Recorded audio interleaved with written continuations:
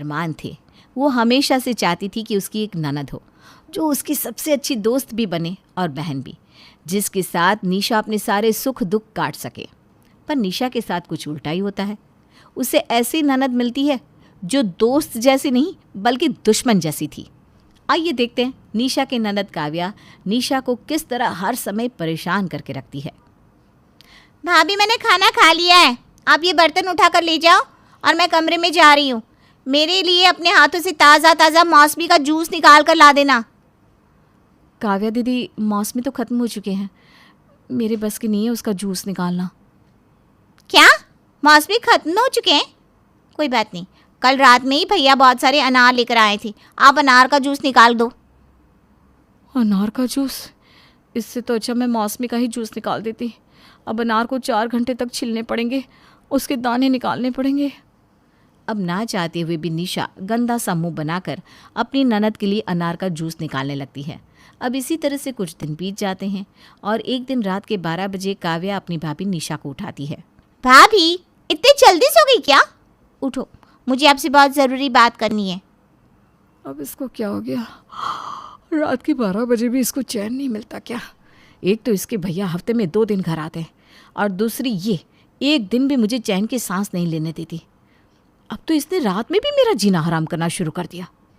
निशा ये सोचकर दरवाज़ा खोलती है कि सच में काव्या को कोई ज़रूरी काम है, पर जैसे ही दरवाज़ा खुलता है तो वो देखती है काव्या के एक हाथ में तेल की कटोरी थी और दूसरे हाथ में मैगी का पैकेट।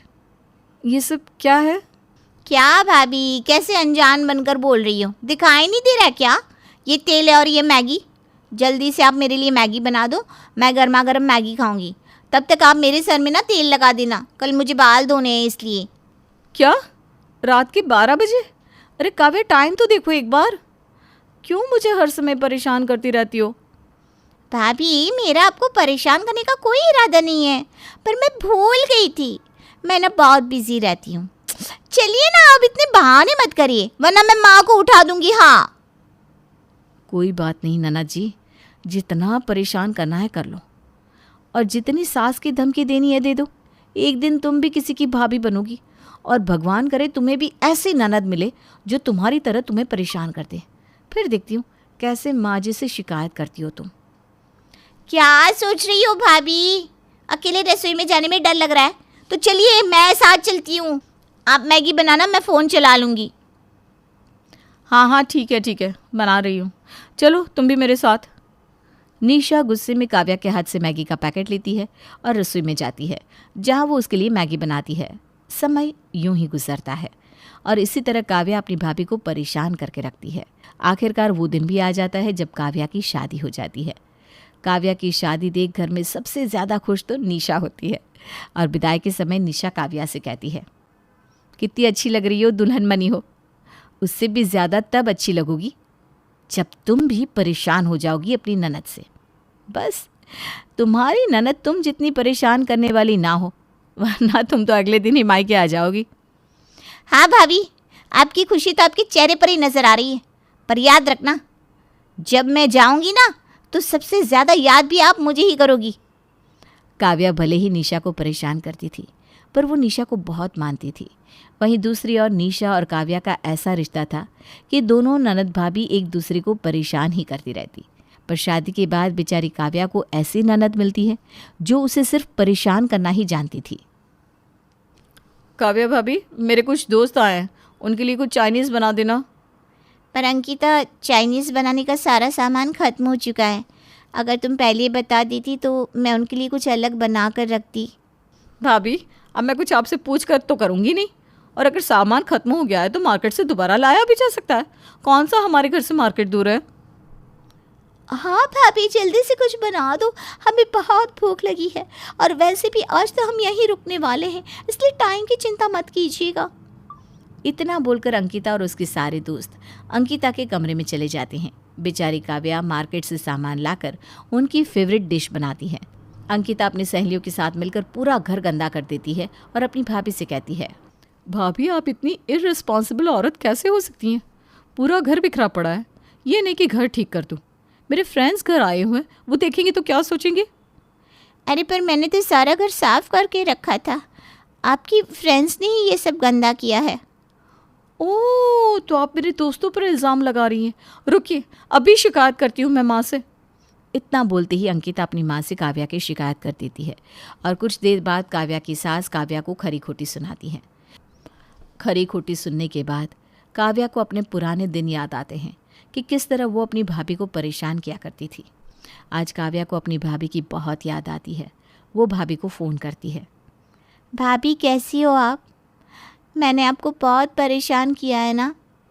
मैं अच्छी हूँ, तुम कैसी हो? तुम्हारी ननद तुम्हें परेशान तो नहीं कर रही ना? तुमने मुझे कितना ही परेशान क्यों ना किया हो, पर मैं जानती हूँ तुमने मेरी उतनी ही इज्जत भी की है।